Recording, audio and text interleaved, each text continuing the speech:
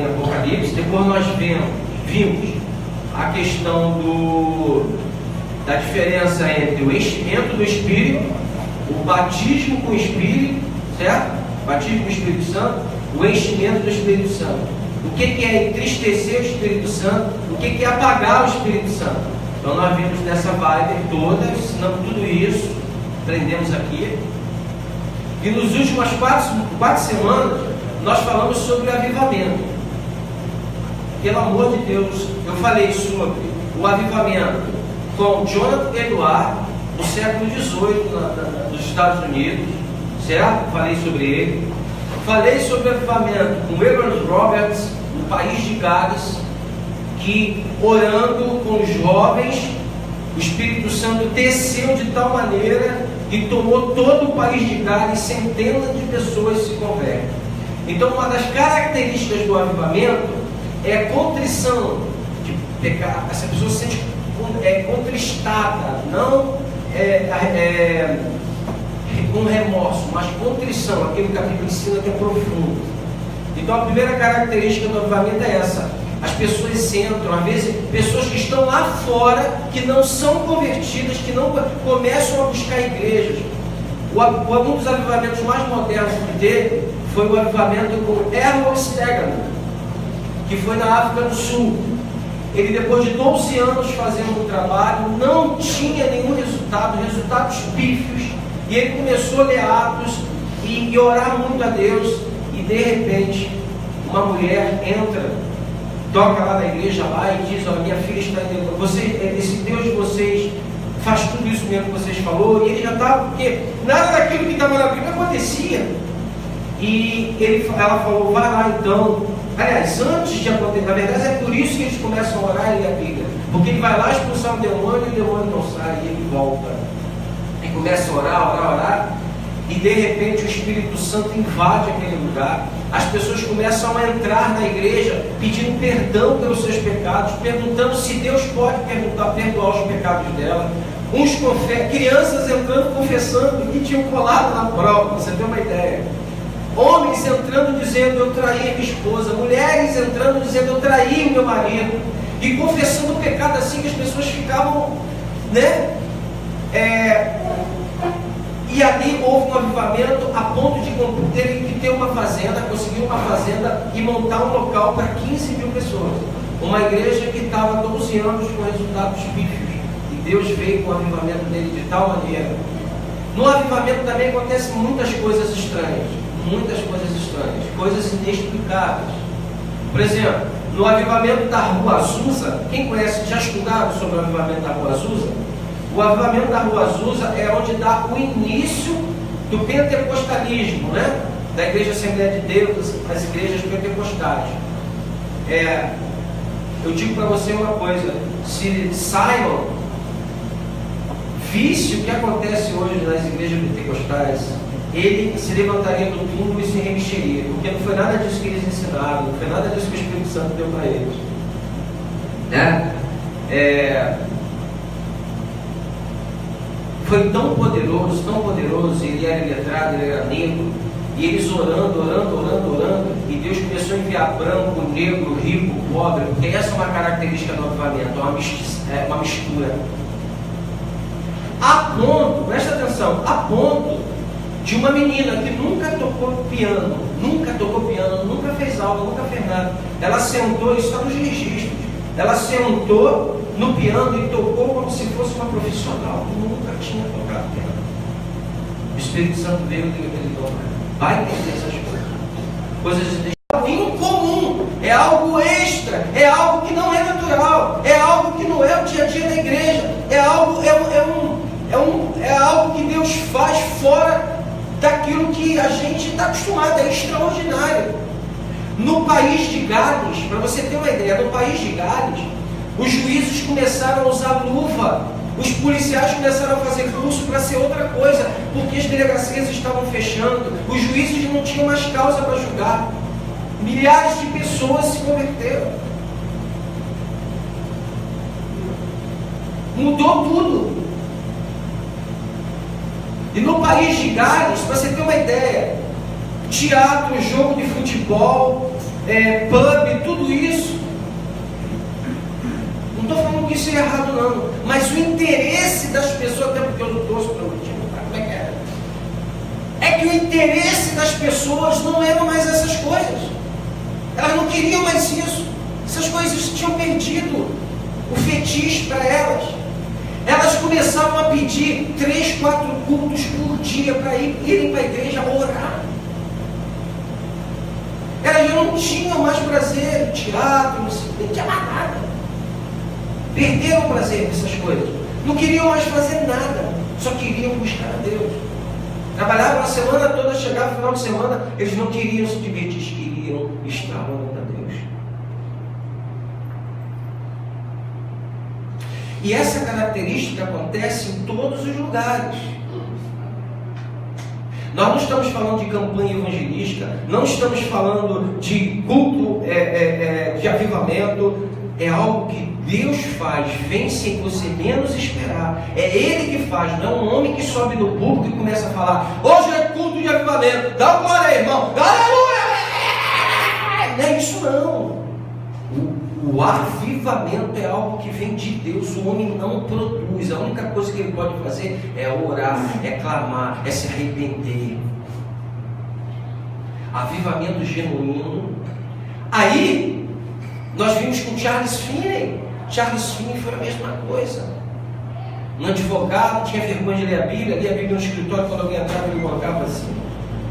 E de repente ele entrou para a floresta, começou a orar a Deus, clamar a Deus. E a infusão do Espírito veio sobre ele, que ele dizia que era uma alegria que não acabava mais. E a partir daquilo ali, aquele homem foi usado para cá 500.000 pessoas. A ponto de Charles Finney entrar numa fábrica, quando as pessoas olhavam para ele, começavam a chorar, uma atrás da outra, de tanta convicção de pecado. A ponto do gerente falar: fecha todas as máquinas, para todas as máquinas, e vão tratar da vida espiritual de vocês. Você sabe o que é isso? Com Evan Roberts, do País de Gales também, em 1904, ele fala assim: ó, nós vamos fazer uma reunião aqui, depois do culto da igreja. Acabou, pediu o pastor, a gente vai ficar aqui para fazer uma reunião de oração. A primeira reunião de oração durou de 1 da tarde até as 7 da noite, e eles não queriam ir embora. A segunda, a igreja toda estava. A terceira começou a espalhar por tudo que era lugar. Sem força, sem pressão. Eles não ficaram lá porque eles vão ficar aqui até não, porque eles não conseguiam sair de toda a presença de Deus. Aconteceu há pouco tempo em Santa Cruz, numa igreja aconteceu isso. Um pastor orando, e ele clamando, foi, avivamento tem dimensões, pode ser estadual, pode ser local, pode ser no mundo, como foi na Inglaterra com John Wesley e Charles, né? E Carlos Wesley, a ponto de intervirem, porque os historiadores todos dizem que aconteceria na Inglaterra o que aconteceu na França, a Revolução Francesa. Iria acontecer uma revolução, uma guerra civil na Inglaterra, e foi o avivamento que Deus usou John Wesley, George Whitefield, Carlos Wesley com seus louvores para poder impedir isso. Deus desceu de tal maneira e operou. Será que no nosso país a gente está precisando de um avivamento genuíno? Não esses avivamentos fabricados na caixa, não. Será que a gente está precisando? Será que a gente está precisando de avivamento aqui? Será que você está precisando de um avivamento?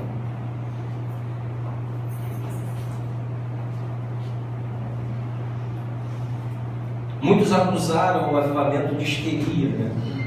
Mas estudos depois descobriram que não tinha como ser pelos resultados permanentes. Histeria parece que dá um nó na garganta também, Catinho corrige, e não tinha nada disso. Aquilo que era feito, as consequências. Uma menina tocava um piano sem nunca ter aprendido a tocar piano, e agora houve um avivamento tão profundo nas Ilhas Fídjis. Pode procurar no YouTube, Ilhas Fídjis. Estava destruída aquela cidade. Tanta roubo, tanta coisa errada, os pastores só pensando em si. E houve um avivamento, as igrejas se uniram de tal maneira, as pessoas buscaram a Deus. Uganda teve um avivamento muito poderoso. a ponto do nível, o número de AIDS diminuírem abruptamente. Na Groenlândia, durante todos os séculos, Deus fez isso em todos os continentes. Começou em Pentecostes, que foi prometido lá em Joel, e Ele faz isso sempre que a igreja está esfriando. Tu acha que a igreja só existe até hoje por quê? Porque Deus, quando vê que a igreja está esfriando, quando a igreja está chegando no fracasso total dela, Ele vem por causa de um homem às vezes, por causa de uma irmãzinha sentada lá no fundo da igreja que diz: a partir de hoje eu vou pedir a Deus para visitar a nossa igreja. Por causa de uma pessoa, não é pastor, não é ninguém, é quem Deus quer usar, quem moveu o coração.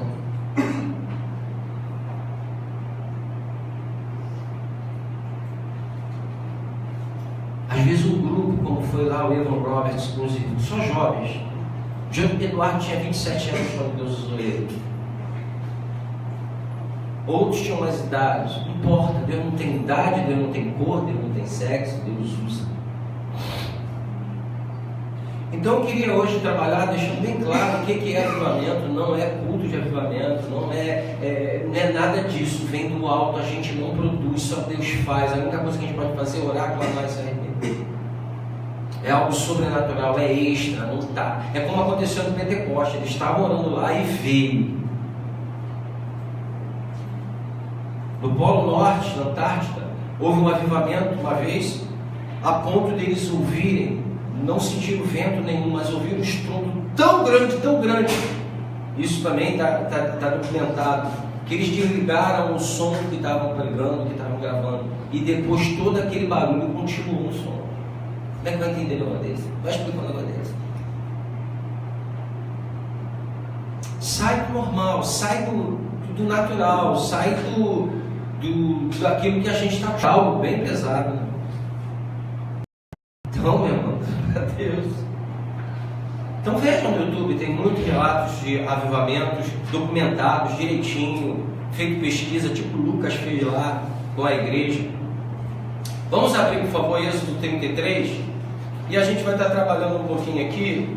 Eu poderia estar falando da Páscoa hoje, como a gente fez os anos todos. Poderia estar falando de ressurreição, mas eu queria falar sobre isso, porque não adianta a gente ficar dando história, a gente está dando os relatos bíblicos, se isso não está aqui dentro, né? Por isso que eu vou falar hoje um pouquinho sobre o retorno da presença de Deus, sobre o retorno da presença de Deus. Quem achou, diga amém. Disse o Senhor a Moisés, esse texto aqui ele vai dar direitinho que a gente está falando sobre avivamento. Disse o Senhor a Moisés: vai, sobe daqui tu e teu povo, que tiraste da terra do Egito, para a terra a respeito da qual jurei a Abraão, a Isaque e a Jacó, dizendo: a tua descendência darei. Enviarei um anjo adiante de ti, lançarei fora os cananeus, os amorreus, os heteus, os ferezeus, os heveus e os jebuseus. Sobe para uma terra que mana leite e mel. Eu não subirei no meio de ti, porque és povo de dura cerviz, para que não consuma eu no caminho. Vamos ler esse versículo 3? Sobe para uma terra que manda leite e mel. Eu não subirei no meio de ti. Versículo 4. Ouvindo o povo estas más notícias, pôs-se a prantear, e nenhum deles vestiu seus atavios.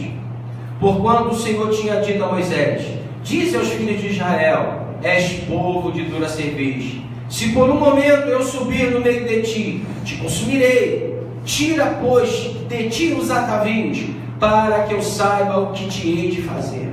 Então os filhos de Israel tiraram de si os seus atavios, desde o monte Horebe em diante.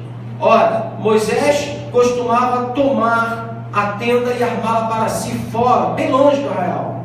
Ele chamava a tenda da congregação. Todo aquele que buscava o Senhor saía à tenda da congregação que estava fora do arraial. Quando Moisés saía para a tenda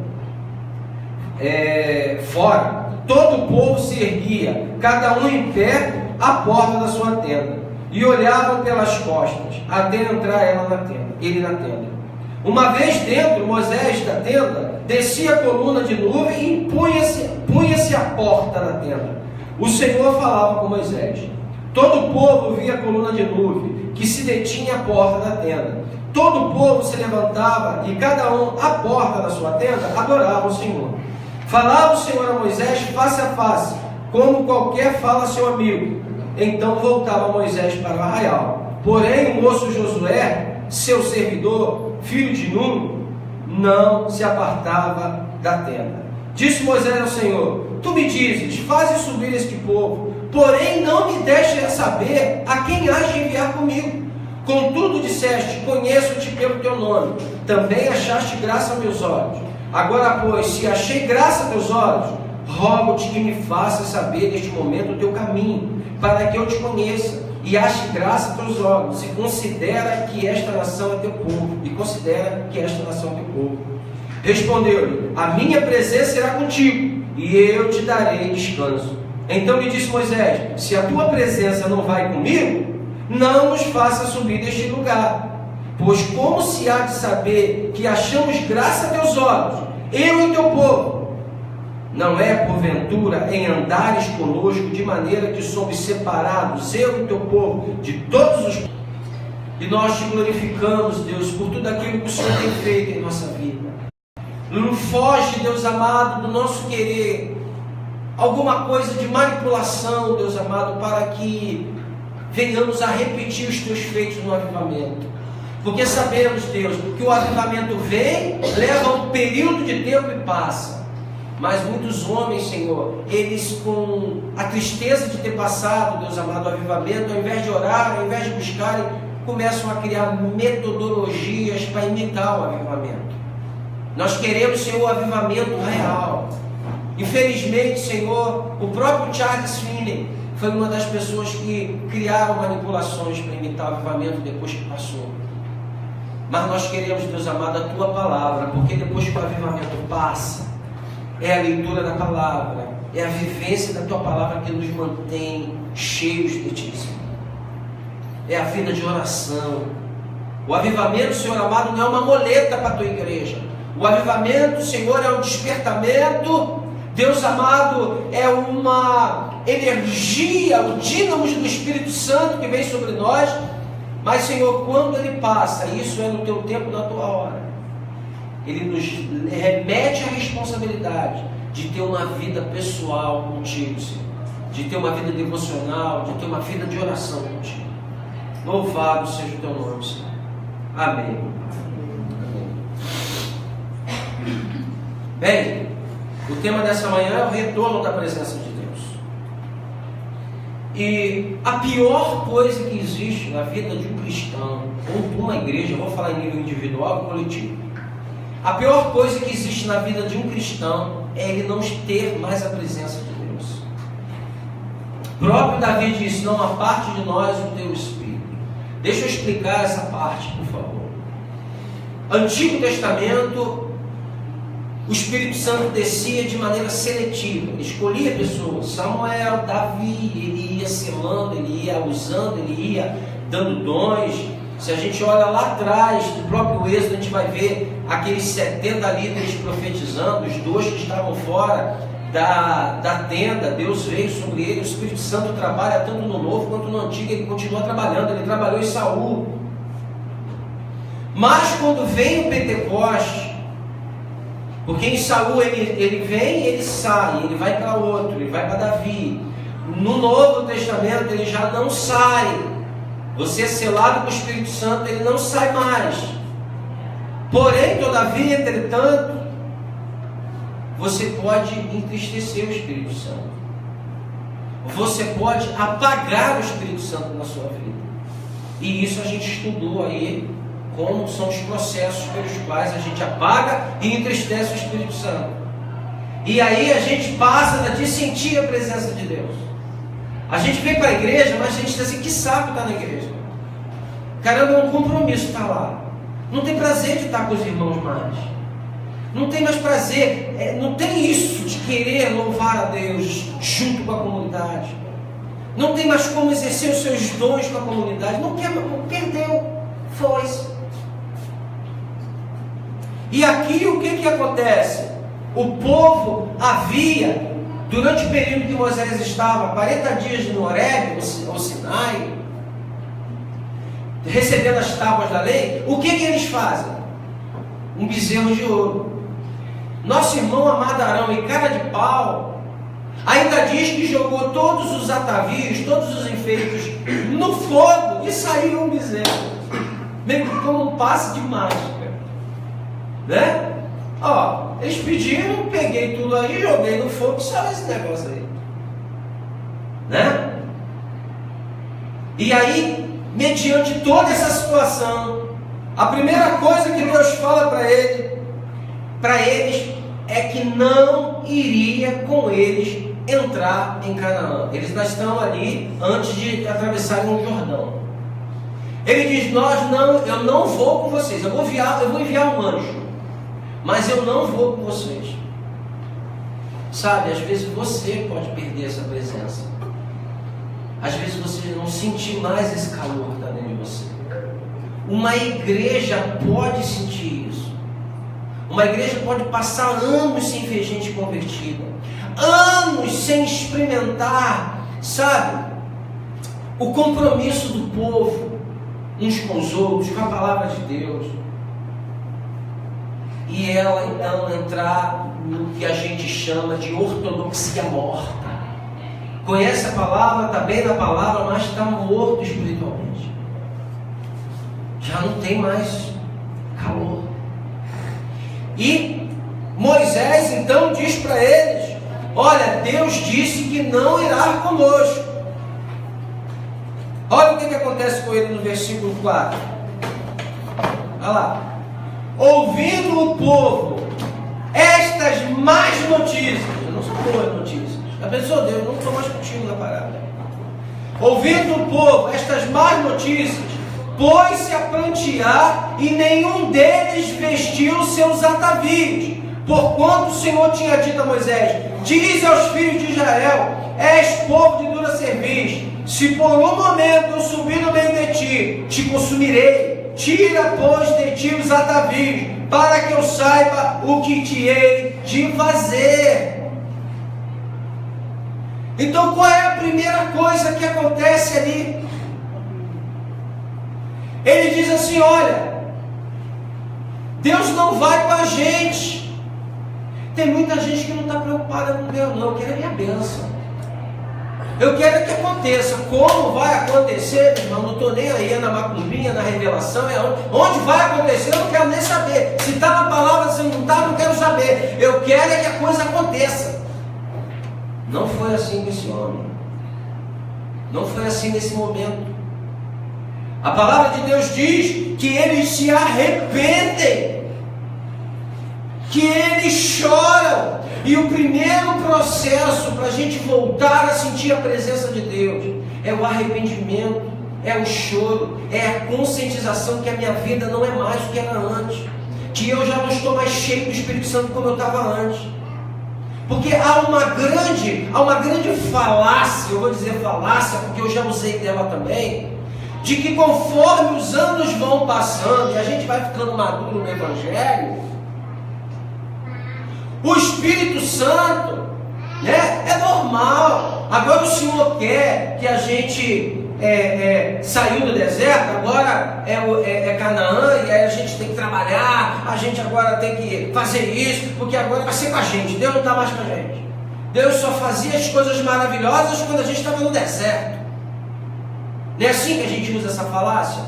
Mas se você for sincero com Deus, e se você for sincero com você mesmo, assim como no arrependimento é necessário se fazer, Deus não lida com hipocrisia, amém?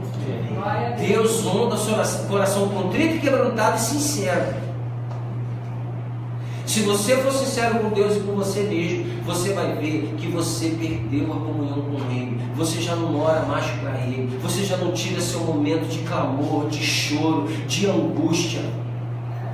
Amém? Amém. E aí, com o passar dos anos, você sente que nada está acontecendo mais. A sua vida parou. Todos os seus projetos não andam mais. Tudo que você intenta fazer na sua vida dá errado. Você achou que podia caminhar sozinho. Você achou que podia atravessar o Jordão sozinho. Você achou que podia entrar na Canaã sozinho. Porque Deus fez só no deserto. Agora não preciso mais dele, não. Agora eu já sou crente maduro. Agora eu já conheço a Bíblia. Agora eu sou o cara. E se você for sincero, esses conceitos só vieram porque você largou o teu quarto. A Bíblia diz: vá para o quarto, fecha teu quarto, ora teu Pai em secreto, que te vê em secreto te responderá. A gente deixou os momentos de oração, trocamos por N coisas, trocamos por coisas legítimas, mas que nos tiram da presença de Deus.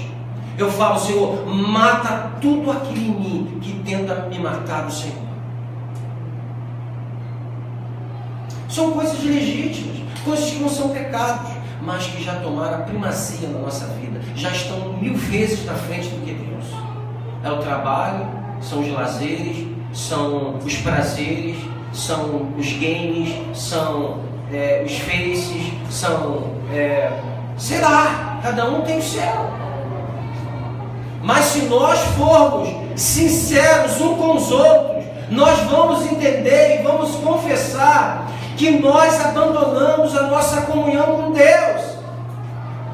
Por que a característica de um avivamento são as pessoas começarem a ter sede de oração, a ponto de pedir 3, 4 cultos por dia para estar na presença de Deus? Não é porque tem que estar na igreja, não, é que eles querem estar junto e orando. Eles querem orar, eles marcam um culto em casa, eles marcam um culto na igreja, eles querem estar juntos, eles querem clamar a Deus. Por que isso? E quando o avivamento passa, a gente simplesmente vai perdendo. Isso é rápido. Se você ver Juízes, você vai ver como o povo se desvia rápido, como a gente se desvia rápido.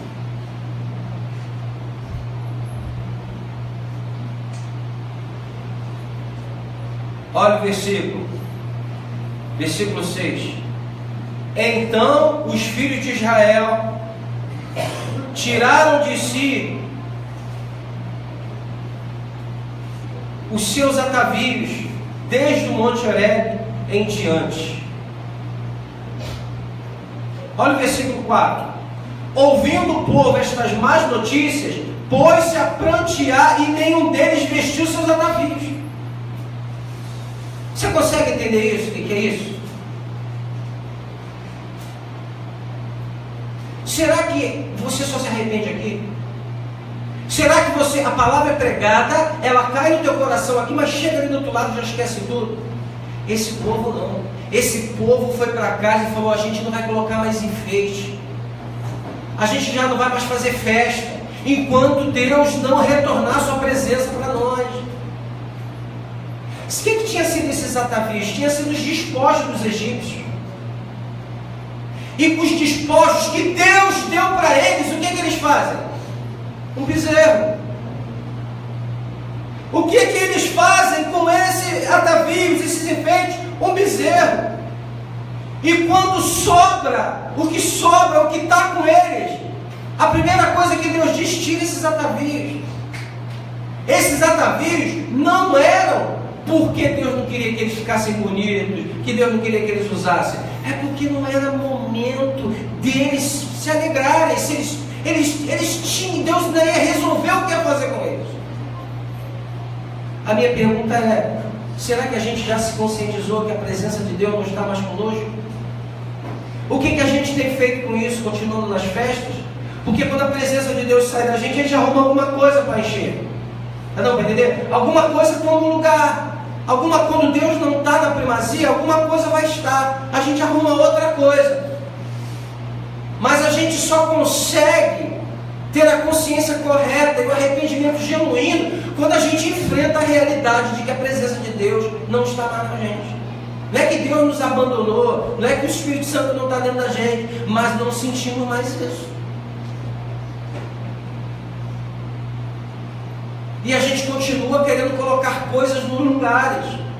Colocar, encher, preencher, porque aquele vazio é terrível. Gente, quando você experimenta a presença de Deus na sua vida, depois que você perde, é um inferno na terra. Só quem nunca teve essa presença, só quem nunca experimentou, só quem nunca experimentou para poder se contentar com a ausência de Deus e continuar botando a Davi, continuar nas suas festas, continuar.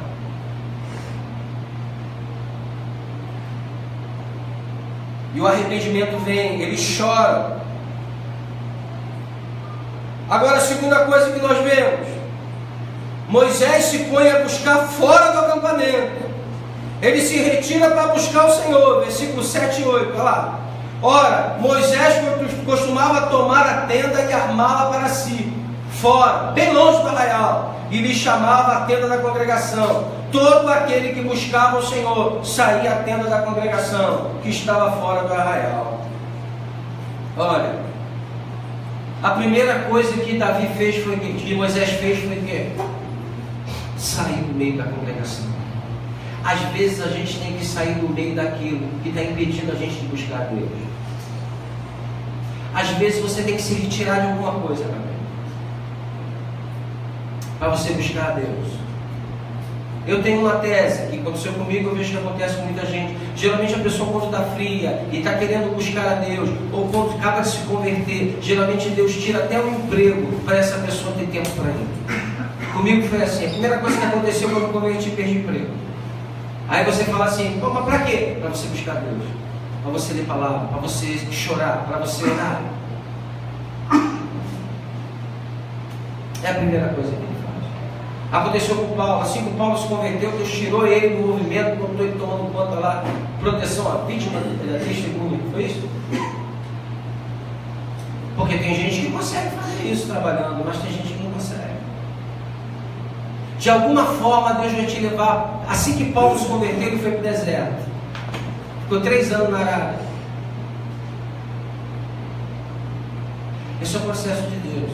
A minha pergunta para você é: o que você tem que fazer para voltar e clamar e pedir que a presença de Deus volte na sua vida? Aquela presença que te dava prazer de congregar, aquela presença que te dava prazer de chegar na rua e falar do amor de Deus, aquela presença que fazia você se preocupar com alguém que você ama, que está indo para o inferno e agora não está nem aí mais. Não liga mais se vai ou se não vai, se dane. Você perdeu. É quase um Icabode, fosse a glória de Deus. Você perdeu, você está mais preocupado com outras coisas. E Moisés então faz a tenda do lado de fora, ele clama, ele chora, ele busca. E uma coisa maravilhosa, Deus dá sinal que está voltando, amém? Deus dá sinal que está voltando, que Ele está na presença, de que Ele está voltando com a sua presença, de que Ele está ouvindo aquela oração, de que Ele está aceitando aquela oração. Você quer ver uma coisa que acontece? Olha o que ele fala aqui, ó. Versículo 9 e 10. Uma vez dentro da tenda, descia a coluna de nuvem e punha-se à porta da tenda, e o Senhor falava com Moisés. Se lembre que a nuvem estava no deserto. Quando eles chegam no Sinai, acabou a nuvem, acabou a coluna de fogo, amém? Não tem mais. Mas quando Moisés monta a tenda dele lá de fora e começa a buscar a Deus, a nuvem vem sobre a tenda, dizendo: eu estou ouvindo a sua oração. É o sinal de Deus, é o sinal que Deus está ouvindo, é o sinal que Deus está recebendo aquele choro e aquele arrependimento. Cada um saía e ficava olhando aquela nuvem, cada um saía e via. Eles podiam ir lá, mas eles ficavam vendo a glória de Deus ali. Deus dá sinais que está voltando, que está ouvindo a nossa oração, que vai fazer algo especial. Quantos acreditam que Deus já está dando sinal na nossa igreja de que Ele está fazendo algo especial? Ele tem dado sinais. Ele tem dado sinais da visitação dele, do que Ele quer fazer. Agora, a nós cabe perseverar. Primeiro, se arrepender, chorar de ter abandonado a nossa comunhão com Ele. Presta atenção, Não é porque você tem 20 anos, 30 anos de igreja, que Deus não está interessado no que você quer fazer, que Deus não está interessado em abençoar seu casamento, que Deus não está interessado em abençoar o seu trabalho, que Deus não está interessado em abençoar o seu ministério. Foi você que largou o cantinho de oração, de busca, de intimidade com Ele. Você perdeu isso.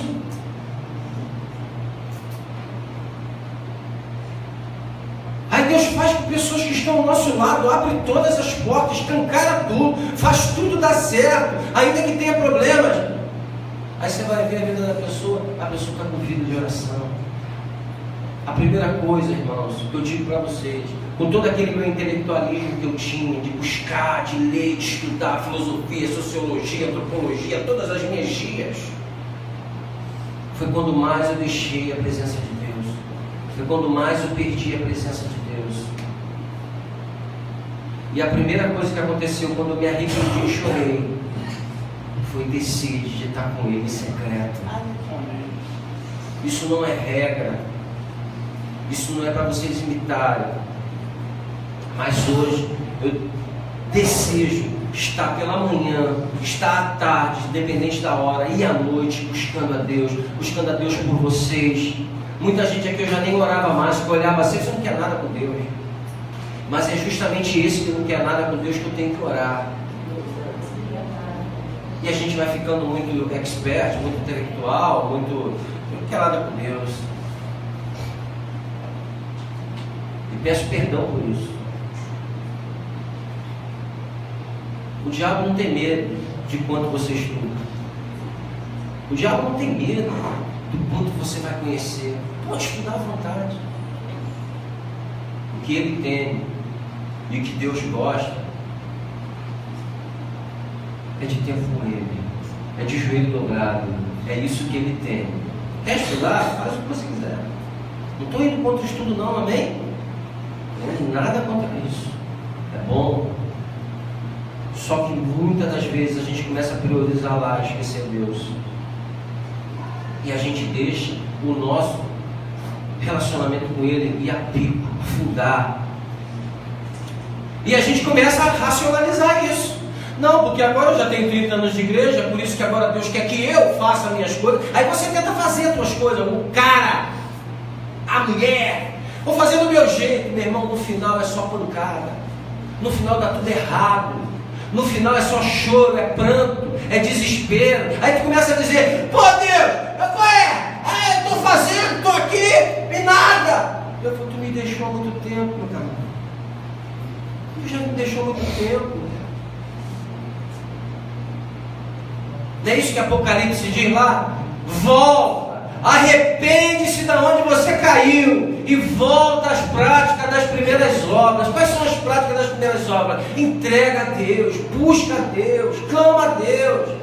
A gente quer salada pronta, a gente quer que alguém nos revele, a gente quer que alguém fale na televisão, a gente quer que... Meu irmão, ninguém vai fazer nada por você, aprende isso, ninguém vai fazer nada por você. A única pessoa que pode acender o teu coração e mudar a tua vida é Jesus. Glória a Deus. E isso não é na casa do irmãozinho tal, isso não é no teu quarto, é no teu eirado. Eu sei lá onde tu ora, é lá que tu vai chorar, é lá que tu vai ser sincero com Deus, é lá que tu vai pedir o socorro dele e vai esperar que ele desça com a nuvem dele na sua vida. Ninguém pode fazer nada por você a não ser ele. Ninguém pode mudar a tua história, fazer você sentir de novo a alegria do Senhor é minha força. Você perdeu essa alegria, ela já não é mais a sua força. Você não tem mais essa alegria, mas ela pode voltar se você chorar. 2 Crônicas 7,14 já diz: se o meu povo, que se chama pelo meu nome, se humilhar, orar, se arrepender dos seus maus caminhos, das suas decisões pífias e tolas, eu virei e sararei a sua terra.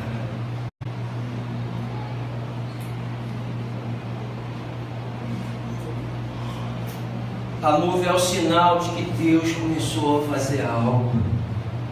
E agora a gente intensifica as orações. E agora a gente começa a buscar Deus.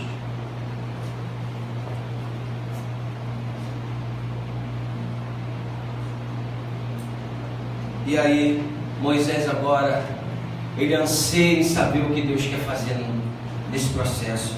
Olha o que diz, versículo 13: agora, pois, se já achei graça a teus olhos, rogo-te que me faças saber neste momento o teu caminho, para que eu te conheça e ache graça a teus olhos.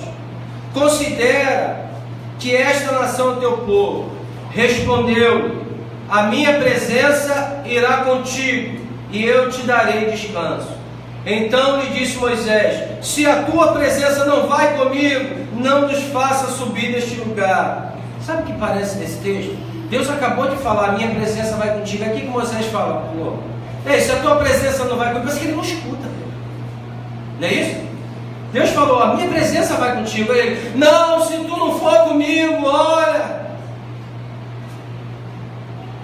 Aí ele continua: pois como se há de saber que achamos graça a teus olhos, eu e teu povo? Não é porventura em andares conosco, de maneira que somos separados, eu e teu povo, de todos os povos da terra? Gente, é a presença do Senhor na nossa vida que nos distingue dos lá de fora. Quantas vezes, quantas pessoas já tiveram assim, olharam para você e disseram assim: rapaz, tu é cristão?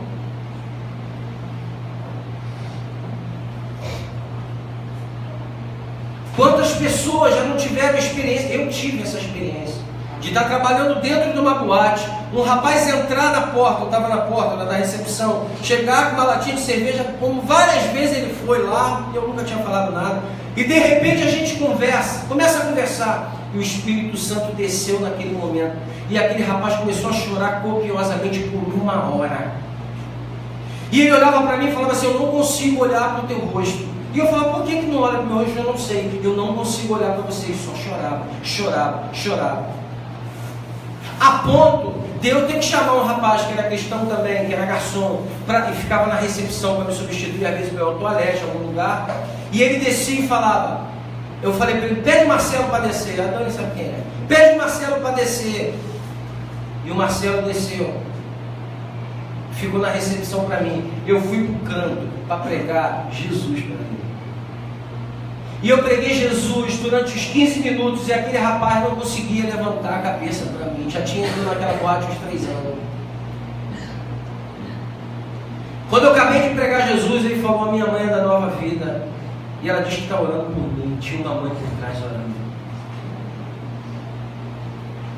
E aquele rapaz pegou a cerveja dele, amassou, jogou fora. Ele tinha uma Topic azul ou verde, eu não lembro mais da cor. Ele entrou na Topic. Eu vi aquele rapaz toda semana, durante 3 anos naquela casa, aquela danceteria. E aquele rapaz jogou aquela cerveja fora. Eu trabalhei mais uns 2 anos naquela casa e nunca mais vi aquele rapaz. Me esqueci o nome dele, não sei mais o nome dele. Eu sei que o Espírito Santo desceu naquele lugar. É isso que mostra a diferença entre aqueles que estão lá fora para aqueles que estão na presença de Deus.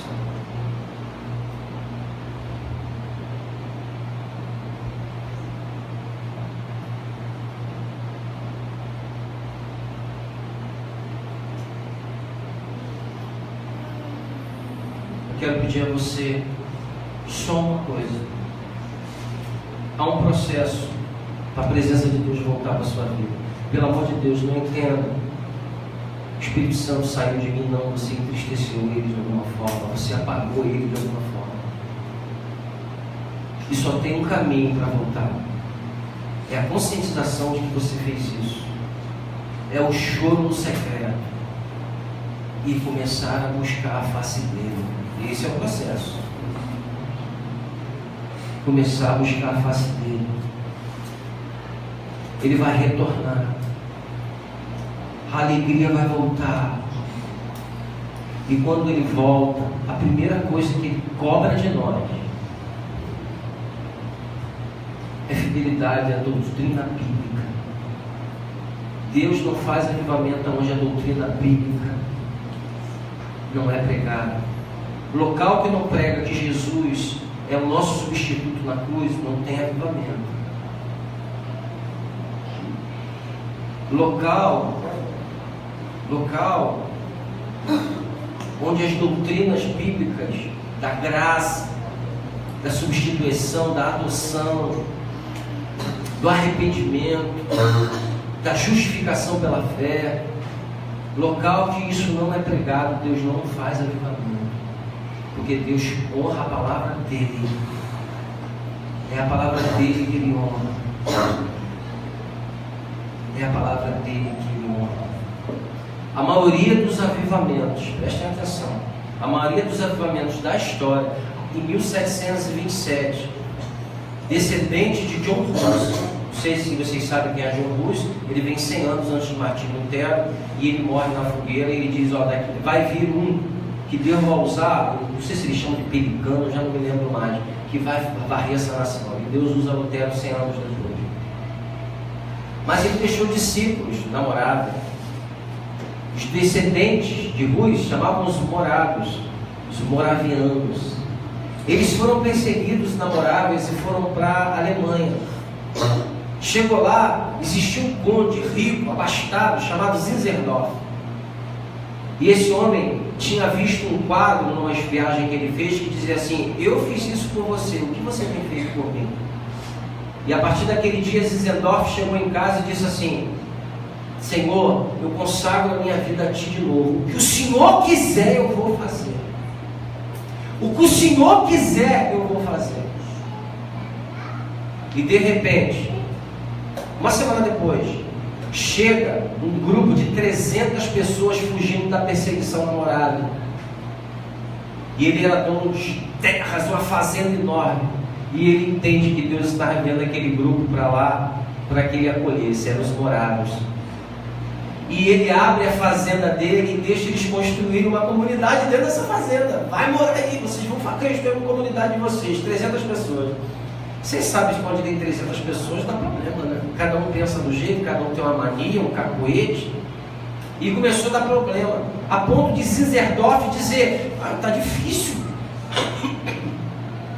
Tá difícil lidar com essas pessoas. É muita gente dentro de casa.